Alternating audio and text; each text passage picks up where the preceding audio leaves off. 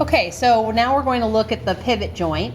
Okay, in a pivot joint you have a rounded end on one bone that is typically enclosed in some kind of ring-like structure, and that could be made of bone or it could be made of ligaments. Okay, so we're looking at the pivot joint here in the elbow.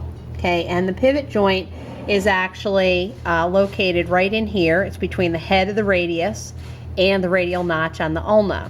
Okay, and the kind of movement that you get at pivot joints is rotation. Okay, now rotation is a movement where a bone is turning on its long axis.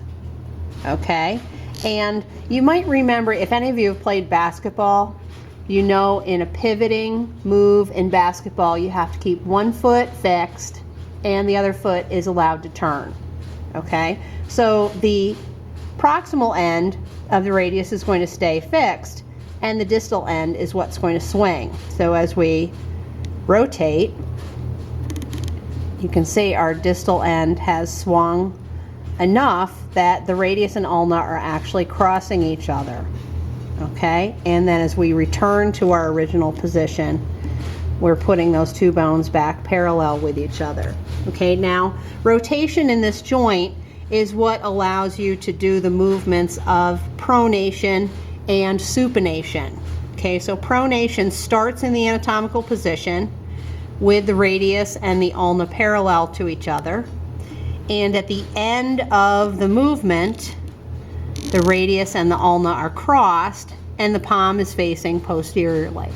Okay, so essentially you've turned the hand medially, so your thumb is now pointing medially and your pinky is pointing laterally.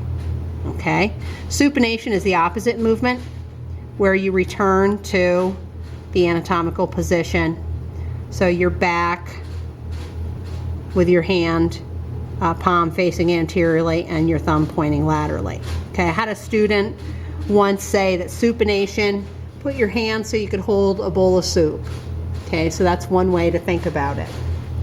Okay, now another really nice example of a pivot joint is the relationship between C1 and C2.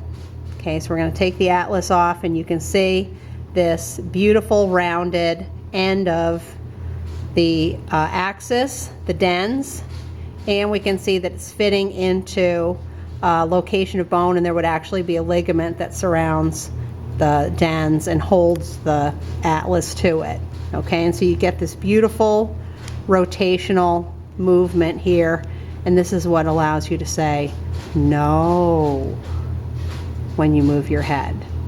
Okay, so those are our pivot joints.